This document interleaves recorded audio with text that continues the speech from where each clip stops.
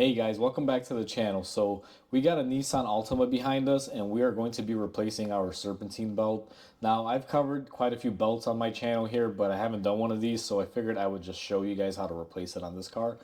This one has a 2.5 liter 4-cylinder, so let's go ahead and begin. So where you want to begin, guys, is you want to lift the car up. Now I'm fortunate enough I have a lift. After you lift the car, you're going to want to take the passenger side wheel off. I already went ahead and took off the lug nuts just to kind of, make the video a little bit quicker. Now, once you remove your wheel, you're going to notice that you have a panel here and you're going to have a few body clips on there. Let me get a light and I'll zoom you guys in and I'll show you guys what that looks like. Alright guys, so I got you guys zoomed in. Now we're going to be removing this shield here. This is the one that we're after. It has 4 clips that hold it, 5 if you still have the bottom one, but most of these are missing the bottom one. Now I already went ahead and I removed 2 of them, guys, but what you're going to need is a tool like this. This is like a little pincer tool, and you get up on the clip and you just pull it out, and it's very easy. It comes off like butter. Now sometimes these clips will fight you, so just be careful with that. And if you don't have the tool, what you can do is take a flathead screwdriver, wedge it in there, pop the cap off, and you should be able to get them off. So now I went ahead and I got my cover off. We're going to go ahead and set it to the side, and we got a little bit better access to our belt here. You guys can clearly see the crankshaft there. Okay guys, so I've gone a little bit above and beyond here just to give you guys a better picture. Now, you saw me last remove that little panel that was right here. Now that is all you need to be able to do this belt. But unfortunately, for video purposes, if I'm trying to record a video and show you guys how to do this, you guys need more access to see the other pulleys and the tensioner. Because before, all you did was have access to your crankshaft pulley after that cover removal. Now, if I wasn't doing this on video to show you guys, normally removing that panel gives you enough access to get your hand in here and your tools and be able to move the belt. It will fight you a little bit, but it's not horrible. The reason why I went ahead and I removed the fender liner from the front here, and you guys can see it's hanging out right here. I just kind of pulled it back. Well, so I could give you guys a better picture, but I want to stress this, you don't have to go this far. Now, if you want to make it easier for yourself, if you want to take the time and go ahead and remove half of the fender liner to give yourself better access, by all means go ahead. If you choose to do that, you're going to have 3 screws in the front and a couple of those various clips that we removed, like for the little cover that we had here, just throughout the actual liner area up here. And once you remove those, you can kind of peel it back carefully. Just make sure you don't rip it. But again, you don't have to get to this stage to replace the belt. Just doing this for video purposes, guys. So I got you guys positioned here, and just to kind of show you what's going on here. So this car is really basic when it comes to the pulley system. You're going to have your crankshaft, your AC pulley right here, and you're going to have a water pump a little further up, and you have your alternator. Now this is our tensioner right here. That's what we're going to be moving to be able to get our belt off. So let me go ahead and get my tools and I'll show you guys how to do that. Alright guys, so we're at our bench here, and I kind of have to explain to you the tools in this scenario. So what I like using is my snap-on long reach flex head. This is a 3/8 drive, and the socket that I'm going to be using is a 17mm, but if you kind of pay attention to it, it's chrome, but you notice it's very, very small. It's kind of a short, stubby socket. I got the socket through Snap-on in a low profile ratchet kit, and what I find is that this is the only socket with this wrench that could get on that tensioner to be able to remove it. Now if you have something like this, which is going to be your belt removal tool, where you can actually put like a 3/8 socket and something of that nature on there, you can use this too with the various adapters. Depending on what you have will kind of differentiate how you're able to do it.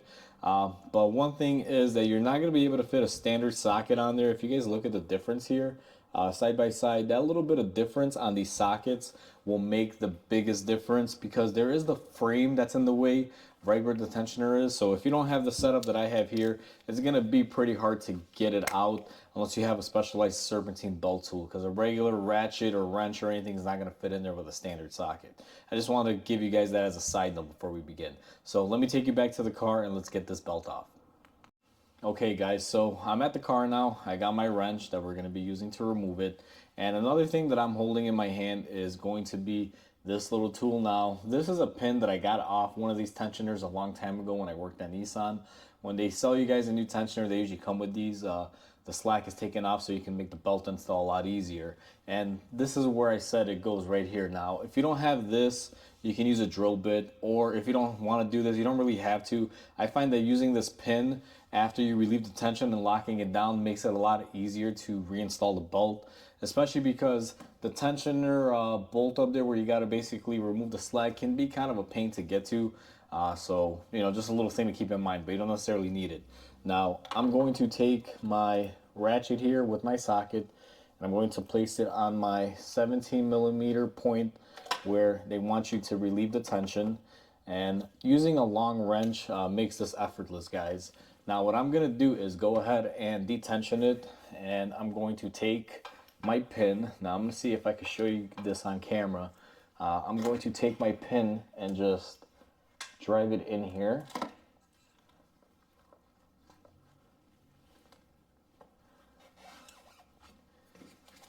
And I don't know how well you guys picked that up, but if you'll notice right there, I got the pin in there and I locked it down. So right now my tensioner is under no pressure because the spring pressure is being held by that little pin.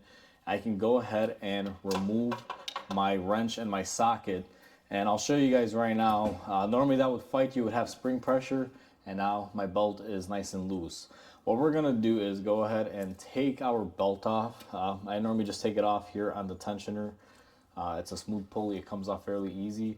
Now it is kind of a tight squeeze, but you just kind of unfurl it from there and just go ahead and remove it off your water pump and your alternator. Now sometimes you will have to get back up top. I find that the alternator on these tends to keep the belt on and never really wants to release it. Let me see if I could get it off here from the bottom. It would actually make my life a little bit easier. That way I don't have to raise the car and lower it. But it doesn't look like that's happening, guys. It's not releasing for me. So I'm gonna go ahead up top and release the belt, and I'll be right back with you guys. So we went ahead and we got our old belt off. We just went up top and kind of grabbed and removed it off the pulley from the alternator. That's what was binding me, but I had to lower the car up and down to be able to do so, guys, because I am on a lift. If you're doing this on the floor with a jack, it will be a lot easier. You just get up and remove it. Now, I got my new belt here and I got my old belt. I always do my famous check. I've made a video on this, but basically stretch it out, size it out, make sure it's the right belt. Once we know we got the accurate size belt, we're gonna go ahead and throw our old one away. Now, what I like to do on these to kind of help fish the belt up, I have this tool. It's basically a handle on a pole and it has this end on it. What this does is you can put it on your serpentine belt and it helps push the belt up when you have tight areas like this one, like the alternator's all the way up top. So I'm going to use this to kind of fish it up there. You'll see me do this in the video.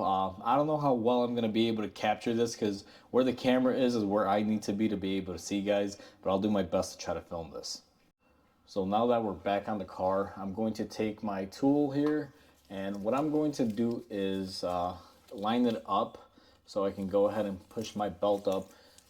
This tool is a lifesaver because it'll help you get the belt up in a lot of situations, guys. Like this one, I'm going to go ahead and feed it up. Now, I already tried messing with this and I know that I'm not going to be able to loop my alternator here through the bottom. So I'm going to use this tool to push it up. And then what I'm going to do is I'm going to go up top again. I got a ladder. I'm going to go ahead and hook it on the alternator first. So I'm going to have to cut the camera off to do that. But I'm basically just going to put this belt on the pulley for the alternator that's right up top. Alright guys, so I went ahead and I got the belt on top of the pulley on my alternator.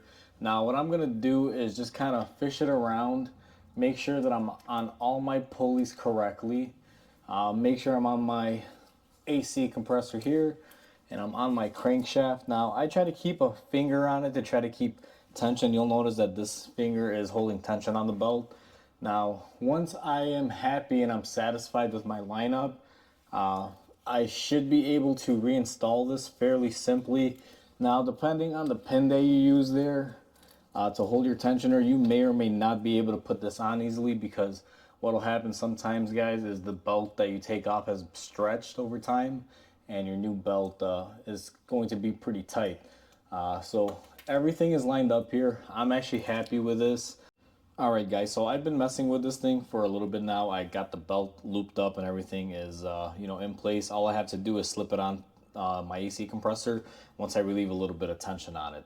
Now, the pin that I thought I was going to be able to reuse easily on my little locker there on my tensioner wasn't a great idea. This might not be the pin that I used to use. I think it's a different one because this one was so skinny that even when it's in there straight, it kind of has a tendency to let the tension let loose.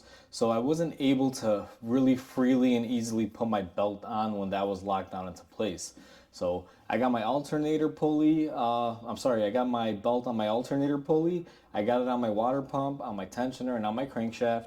And now the only thing that I'm missing here is going to be on my AC compressor. So what I'm going to do is I'm going to hold the belt here. I kind of wedged it on my AC compressor to hold it under a little bit of tension. And I'm going to release my tension on my tensioner, and then I'm going to just slide it over my AC pulley. And before I relieve all the tension, what I'm going to do is just make sure it's all in place, which this one is. It looks like everything lined up from the alternator to the AC compressor. So we are ready to roll on it.